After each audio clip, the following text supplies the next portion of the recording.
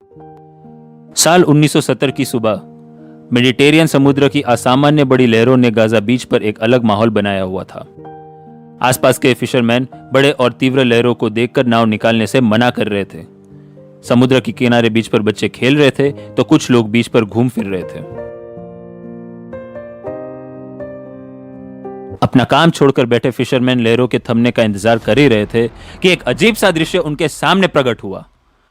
लहरों को चीरते हुए रबर बोट्स किनारे की तरफ आ रही थी। उन रबर बोट्स पर सवार लोग गोलियां चला रहे थे। उन रबर बोट्स का पीछा इजरायली सोल्जर कर रहे थे। आगे के रबर बोट्स पर काउंटर अटैक कर रहे इजरायली सोल्जर काफी नजदीक पहुंच गए। दोनों तरफ भारी गोलीबारी हो रही थी। दोनों दलों के बीच हो रही इंटेंस फायरिंग ने बच्चों को डरा दिया और सभी लोगों के बीच भगदड़ मच गई। उन्हीं भगदड़ के बीच में से रबर बोट्स पर सवार ग्रुप बचकर भागने में कामयाब हो गई। वहीं दूसरी तरफ इजरायली सोल्जर्स बीच पर घेराव करके छानबीन करने लगी, लेकिन कुछ हाथ न लगा और वह वापस लौट गए। उसी रात एक नौजवान फिलिस्तीनी अंधेरे में बीच के पास छुपे हुए ग्रुप को देखा और हथियार दिखाकर उनके बारे में पूछा। जवाब में ग्रुप लीडर ने खुद को popular front for the liberation of फिलिस्तीन का सदस्य बताया, जो लेबनान के टायर रेफ्यूजी कैंप से अपने आदमियों के साथ आया हुआ था। फिलिस्तीनी नौजवान ने परिचय सुनकर लेबनीज ग्रुप का स्वागत किया और उनके यहां आने का कारण पूछा। जवाब में लेबनीज ग्रुप के लीडर ने बताया कि कमांडर अबू सैफ ने उनको जबालिया के उत्तरी हिस्से में स्थित बेतलाहिया पर पॉपुलर फ्रंट कमांडर से मिलने को कहा और साथ ही साथ उनके आने वाले मिशन के लिए उनके साथ ढेर सारे पैसे और हथियार भी भिजवाए हैं। पैसे और हथियार के बारे में सुनते ही चेहरे पर मुस्कान लाते हुए फिलिस्तीनी नौजवान ने लेबनीज ग्रुप को अगले दिन कमांडर से मिलवाने की बात कही और इसी के साथ सभी को जबालिया रेफ्यूजी कैंप में ले गया। वहां एक आइसोलेटेड घर में लेबनीज ग्रुप रात भर रुकी। अगले दिन उन लेबनीज ग्रुप की मुलाकात पॉपुलर फ्रंट के कमांडर से होने वाली थी। लेबनीज ग्रुप और उनके सामने कुछ लीडर्स और कमांडर एक साथ एक घर में इकट्ठा हुए। सभी एक दूसरे से गले मिले और अपना परिचय बताया। लेबनीज ग्रुप के सभी आदमियों का चेहरा ढका हुआ था। कमांडर के ऑर्डर पर मीटिंग स्टार्ट हुई। मीटिंग में बात आगे बढ़ने ही वाली थी कि लेबनीज ग्रुप लीडर ने पूछा कि क्या सभी लीडर यहां मौजूद हैं। जवाब में पॉपुलर फ्रंट के कमांडर ने हां कहा। इसके बाद कुछ पल के लिए किसी ने कुछ भी ना कहा। लेबनीज ग्रुप लगातार सामने बैठे लोगों को घूर रही थी। लेबनीज ग्रुप लीडर ने घड़ी की तरफ देखते ही अपने लोगों को इशारा किया। इशारा पाते लेबनीज ग्रुप के मेंबर्स ने तुरंत बंदूक निकाली और एक के बाद एक हमला करना शुरू कर दिया। Popular front for the liberation of फिलिस्तीन के आतंकवादियों पर इस हमले में बच्चे और औरतों को कोई भी हानि नहीं पहुंची और 1 मिनट के अंदर कमरे में मौजूद पॉपुलर फ्रंट के लीडर्स और कमांडर्स मारे गए। इसके बाद लेबनीज ग्रुप उस घर से तुरंत भाग खड़ी हुई। जबालिया रेफ्यूजी कैंप, जो आतंकी का गढ़ माना जाता था, वहां इस ग्रुप ने गढ़ में घुसकर आतंकियों को मार गिराया। जबालिया की एक डिसाइडेड स्ट्रीट में गाड़ी आई और सभी उस गाड़ी में बैठकर वहां से भाग निकलने में कामयाब हुए। जिस ग्रुप ने शेर के मुंह में हाथ डालकर दांत गिनने का काम किया, दरअसल वो कोई लेबनीज ग्रुप नहीं बल्कि इजराइल डिफेंस फोर्स की टीम थी।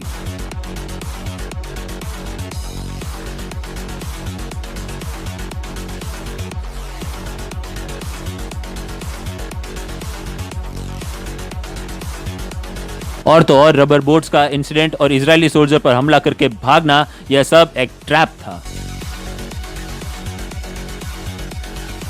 टीम को लीड कर रहे 26 साल का यह नौजवान इजरायली आर्मी का best field officer captain Meir Dagan था, जिन्होंने इन मोस्ट वांटेड आतंकवादियों को मारने के लिए ऑपरेशन शैमलॉन डिजाइन किया। इस ऑपरेशन की सफलता ने जन्म दिया आने वाले वक्त में मोसाद के खतरनाक, शातिर और पलक झपकाने से पहले दुश्मन को नेस्तानाबूद करने वाले चीफ को।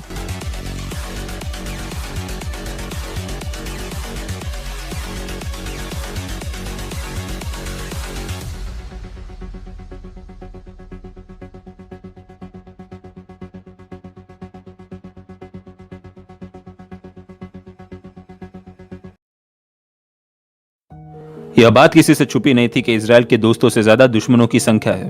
चारों तरफ दुश्मन देश और इजराइल यह भी मानती थी कि अगर देश में बसे हुए 90% यहूदियों की आबादी को कुछ हो भी जाए तो दुनिया में ज्यादातर लोगों को कोई फर्क नहीं पड़ेगा, क्योंकि जब सालों से हो रहे यहूदियों पर अत्याचार पे दुनिया मौन थी तो आगे भी मौन ही रहेगी।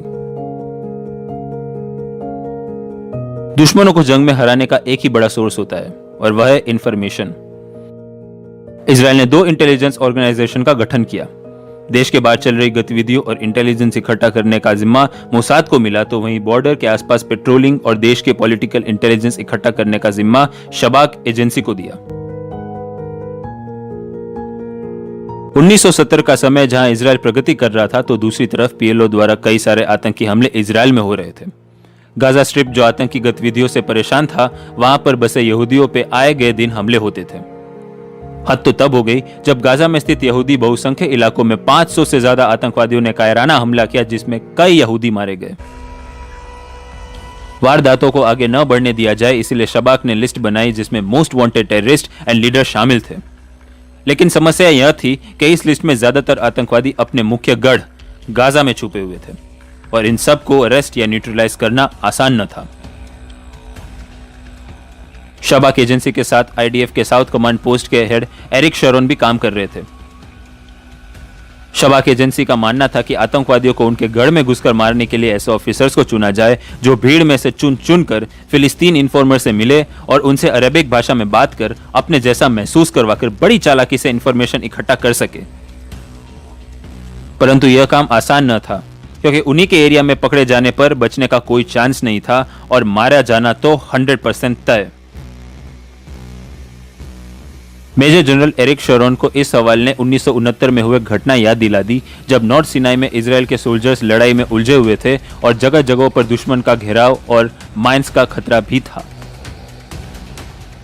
दुश्मनों ने कत्यूश रॉकेट जो टाइम फ्यूज से कनेक्टेड था और उसे माइनफील्ड के बीचों बीच रख दिया।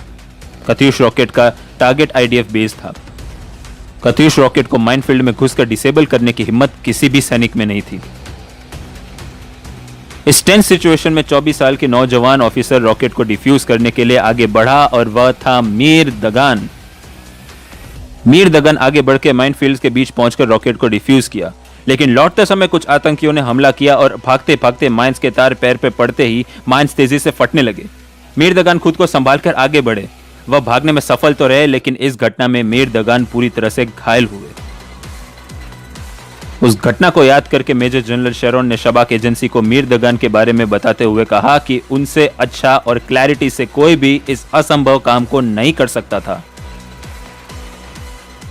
मेजर जनरल शेरोन ने सीक्रेट टीम बनाई जिसे नाम दिया गया सेराट रिमन। गाजा स्ट्रिप में होने वाले मिशन के लिए मीर दगान को चुना गया।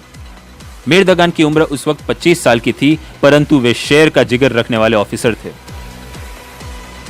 मीर दगान हर मिशन के लिए अपनी टीम को खुद तैयार करते थे। मेजर जनरल शेरोन ने अपने एक्सपीरियंस से मीर दगान और उनके साथ काम करने वाली टीम मेंबर्स को सिलेक्ट किया। पूरे यूनिट को 6 महीने की कड़ी और सबसे कठिन ट्रेनिंग दी गई, जिसे पूरा करना सबके बस की बात नहीं थी। ट्रेनिंग पूरा करते ही मीर दगान को शबाक एजेंसी ने फाइल सौंपी, जिसमें गाजा स्ट्रिप में खूंखार आतंकवादियों के नाम शामिल थे। कैप्टन मीर दगान और यूनिट ने ऑपरेशन शैमलोन की रचना की, जिसमें उन्होंने कई मोस्ट वांटेड टेररिस्ट को मौत के घाट उतारा। इस ऑपरेशन की कामयाबी ने शबाक एजेंसी को यकीन दिला दिया कि कैप्टन मीर दगान किसी भी खतरे को झेलकर उसका सामना कर मिशन अकम्प्लिश कर सकते हैं।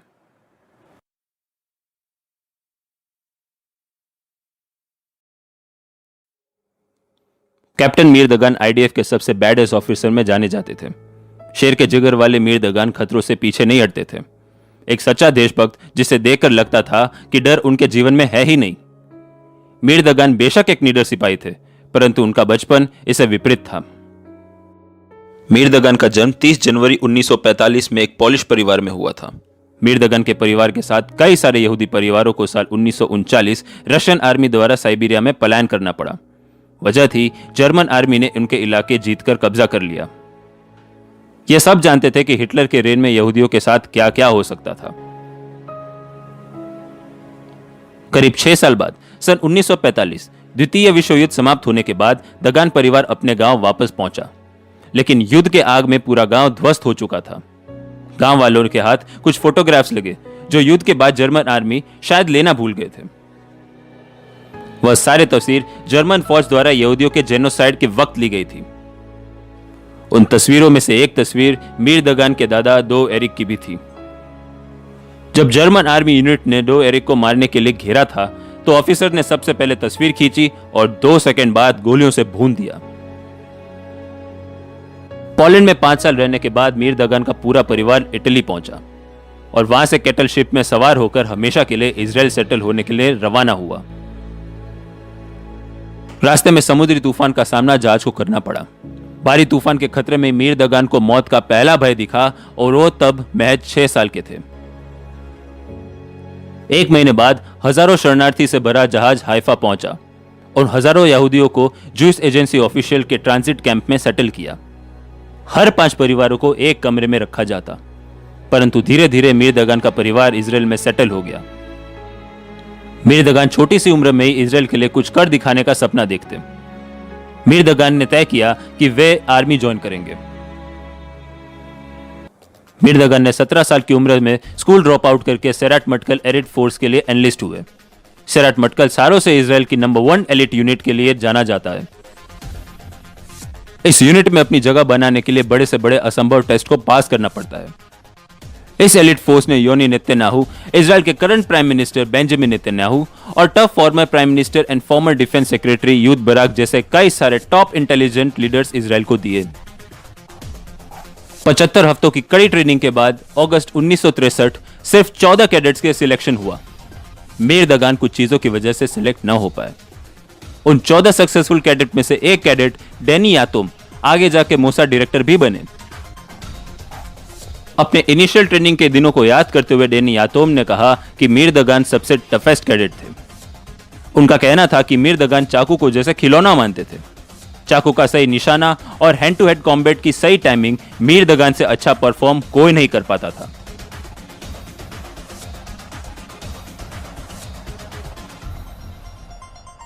मीर दगान को पैराट्रूपर्स के ब्रिगेड रेकॉन यूनिट में लेफ्टिनेंट के रैंक में शामिल किया गया।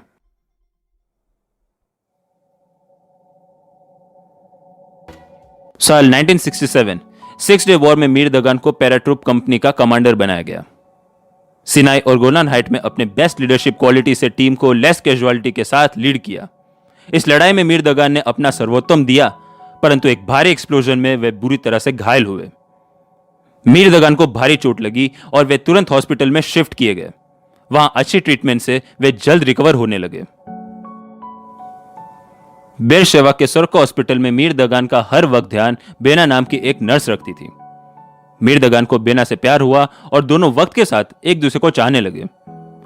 साथ में दोनों खुश थे और जल्द ही दोनों ने शादी कर ली। मीर दगान की जिंदगी अचानक से सुकून भरी सी हो गई, लेकिन वे जानते थे कि यह सुकून कुछ पल का ही है, क्योंकि फर्ज उन्हें वापस उन्हें मीठी सी नींद से जगाने वाला था। और हुआ भी कुछ ऐसा ही। स्ट्रगल था, परंतु वक्त के साथ मीर दगान अपने ड्यूटी और परिवार दोनों को मैनेज करने लगे।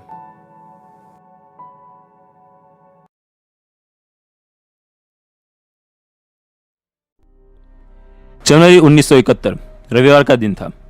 31 साल के बॉब अरोयो नाम के एक एडवर्टाइजिंग एग्जीक्यूटिव अपने परिवार के साथ ड्राइव पर था। बॉब के परिवार में उनकी पत्नी प्रीति और 2 बच्चे थे। मार्क उम्र 7 साल और एबिगेल उम्र 5 साल। दोपहर 3 बजे बॉब अपने परिवार के साथ ड्राइव करता हुआ गाजा स्ट्रिप से आगे अल अरीश पहुंचा। कुछ फिलिस्तीन गांवों को पार कर हाईवे के रास्ते से गाजा स्ट्रिप के उत्तरी हिस्से पर पहुंचा। कार को मीडियम स्पीड में ड्राइव करते हुए बॉब आगे बढ़ रहा था कि तभी उन्होंने देखा कि एक लड़के ने हैंड ग्रेनेड कार पर फेंका, जिसकी वजह से एक बड़ा सा धमाका हुआ। इस धमाके में कार पूरी तरह से डिस्ट्रॉय हुई। बॉब के दोनों बच्चों की उसी वक्त मौत हो गई। बॉब की पत्नी को हॉस्पिटल शिफ्ट किया गया, लेकिन ज्यादा चोट लगने की वजह से प्रीति आजीवन अपाहिज बनकर रह गई। बॉब के दोनों बच्चों की मौत ने जन आक्रोश को बढ़ा दिया। लोग सड़कों पर उतरकर इजराइल गवर्नमेंट से रिटेलिएशन की मांग करने लगे। आईडीएफ ने तुरंत 3 हमलावरों को गिरफ्तार किया। हैंड ग्रेनेड फेंकने वाले लड़के का नाम मोहम्मद सुलेमान अल जाकी उम्र 15 साल थी और उसके साथ 2 और साथी थे जिनकी उम्र 16 साल और 17 साल थी। आईडीएफ गाजा में जाके मोस्ट वांटेड टेररिस्ट को गिरफ्तार करना शुरू कर दिया। यहां तक टेररिस्ट के न मिलने पर परिवार वालों से पूछताछ करनी शुरू की, परंतु पूर्ण सहयोग न मिलने पर डेटोनेटर से उनके परिवार के घर को तबाह कर दिया। इन सब चीजों से पता चल गया कि आईडीएफ किसी भी कीमत पर आतंकवादियों को बख्शने के लिए तैयार न थी।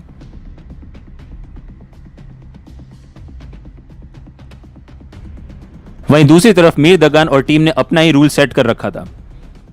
आतंकवादियों को अरेस्ट नहीं, सीधा घुसकर मारने का काम चल रहा था। मीर दगान का शायद यह मानना था कि किलिंग से इजराइल के पेपर वर्क्स और कोर्ट का समय कम बर्बाद होगा। 29 जनवरी 1971 मीर दगान अपने बड़ी टीम के साथ जबाल रेफ्यूजी कैंप पे पहुंचे। वहां एक गाड़ी को रोका जिसमें 2 खूंखार आतंकवादी फवाजी अल रहीदी और मोहम्मद अल असाद सवार थे। गाड़ी को आईडीएफ सोल्जर ने घेर लिया था। मीर दगान बंदूक हाथ में लिए पहुंचे। मोहम्मद अल असाद ने अचानक अपने जेब में हैंड ग्रेनेड निकाला और सबको पीछे हटने को कहा। सभी सोल्जर पीछे हटने लगे, लेकिन मीर दगान के दिमाग पर गुस्सा सवार था और कुछ सुने बिना आगे बढ़ने लगे। मीर दगान के न रुकने पर मोहम्मद ने तुरंत ग्रेनेड को अनपिन करके फेंकने ही वाला था कि मीर दगान ने हाथ से ग्रेनेड पकड़ लिया और दूसरे हाथ से मोहम्मद को जोर का मुक्का मार के वहीं बेहोश कर दिया। मीर दगान ने जल्दी से ग्रेनेड को पिन करके आसपास के सिविलियंस और सिपाहियों की जान बचा ली। इस वीरता के लिए IDF chief of staff Meir Dagan को मेडल ऑफ करेज से सम्मान किया। साल 1968 से 1972 इन 4 सालों में मीर दगान की टीम ने एग्रेसिव और रेस्टलेस तरीके से गाजा और फिलिस्तीन के कई जगहों पर काउंटर टेररिज्म ऑपरेशन किया। शबाक एजेंसी द्वारा 400 मोस्ट वांटेड टेररिस्ट की लिस्ट थी। मीर दगान की टीम ने 4 सालों में 390 आतंकवादियों को मार गिराया। हर साल गाजा में जहां यहूदियों पर 100 से ज्यादा आतंकी वारदात होते थे, वहां 4 सालों में यह घटकर सिर्फ 37 घटना तक रह गई। साल 1996 मीर दगान मेजर जनरल के पद पर रिटायर हुए, लेकिन इसके बाद भी कई सारी बड़ी चुनौतियां मीर दगान को घेरने के लिए तैयार थी।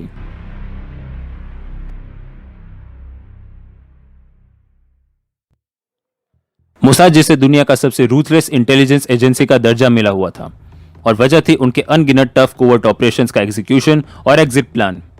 लेकिन 1990 दशक के बाद मोसाद का डाउनफॉल शुरू हो चुका था। साल 1997 जॉर्डन में मोसाद द्वारा हमास लीडर खालिद मशाल के असैसिन फेलियर के बाद कई सारे मोसाद एजेंट्स पकड़े गए और उन्हें छुड़वाने के लिए इजराइल को भारी कीमत चुकानी पड़ी। एजेंट्स को छुड़वाने के लिए इजराइल सरकार को जेल में कैद कई सारे टेररिस्ट लीडर्स को आजाद करना पड़ा। इसके बाद मोसाद के स्विट्जरलैंड, सिप्रस, न्यूजीलैंड और कई सारे ऑपरेशंस फेल हुए। आए गए दिन मोसाद के एजेंट्स दुनिया भर में एक्सपोज हो रहे थे, तो कुछ लोग बीच रास्ते में कोवर्ट ऑपरेशन को छोड़कर मुश्किल से जान बचाने में कामयाब हुए। डेनी यातोम के बाद साल 1998 से 2002 तक मोसाद के चीफ की जिम्मेदारी इफ्राम हेलवी को मिली, लेकिन उनका परफॉर्मेंस भी बहुत ज्यादा खराब साबित हुआ। इस वक्त Israel prime minister Eric Sharon की चिंता बढ़ने लगी थी। एरिक शेरोन सोच में पड़ गए थे कि आखिर मोसाद चीफ की जिम्मेदारी किसे सौंपी जाए। एरिक शेरोन ढूंढ रहे थे एक ऐसे चीफ को जो बेहद शातिर और बोल्ड हो, जो दुश्मन से 2 कदम आगे की सोच रख सके। एरिक शेरोन की तलाश मीर दगान पे जाके खत्म हुई। मीर दगान, वही मीर दगान जिसे एरिक शेरोन ने 32 साल पहले गाजा में काउंटर टेररिज्म ऑपरेशन के लिए चुना था और 6 डे वॉर में भी साथ में काम कर चुके थे।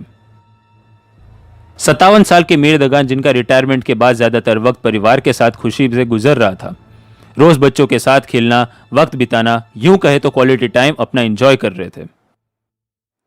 मीर दगान तो जैसे अपना गुजरा हुआ युद्ध का मैदान भूल ही चुके थे, लेकिन यह समय का चक्र ही था जिसने मीर दगान को उसी मोड़ पे लाके खड़ा कर दिया। एरिक शेरोन ने मीर दगान को फोन किया और कड़े शब्दों में दगान से कहा, मीर, अब तुम्हें मोसाद के चीफ की जिम्मेदारी दी जाएगी, जल्द से जल्द मेरे ऑफिस में आ जाओ।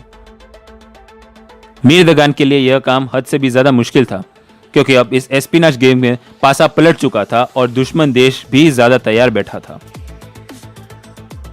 जहां 70-80 के दशक में चकमा देना कुछ हद तक आसान था, परंतु आज इस आधुनिक समय में hi tech CCTV camera, modern surveillance system, modern equipment से बड़े एजेंट को एक्सपोज करने की ताकत रखता था। समय आ गया था मोसाद को इन लूप होल्स पर काम करने का और एक नए फॉर्मेशन की। साल 2002 मीर दगान को 10वें चीफ ऑफ मोसाद की जिम्मेदारी मिली, लेकिन प्राइम मिनिस्टर का यह फैसला मोसाद के ऑफिसर्स को गवारा न हुआ। मीर दगान का मोसाद में आते ही खास स्वागत नहीं हुआ।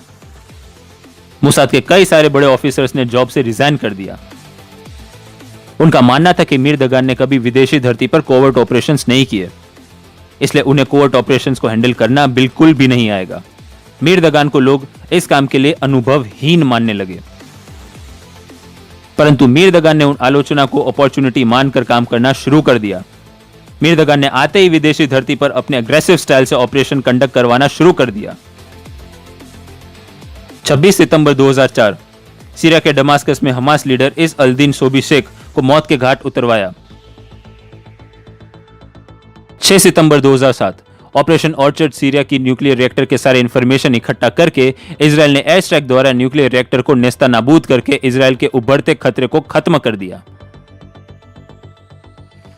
12 फरवरी 2008 सीआईए के most wanted Hezbollah leader Imad मुगनिया को मोसाद द्वारा दमास्कस में मार गिराया। 12 जनवरी 2010 20 साल तक रहा हमास का मोस्ट वांटेड लीडर मोहम्मद अल मबाक को दुबई में मार गिराया। साल 2011 मीर दगान मोसाद से रिटायर हो चुके थे। इन 9 सालों में मीर दगान ने मोसाद को उनका खोया हुआ नाम वापस दिलाया और आलोचकों को यह बताया कि वह पहले भी स्ट्रेटेजी मेकर थे और अब तो स्पाई मास्टर। मोसाद फिर से दुनिया का नंबर 1 स्पाई नेटवर्क बना।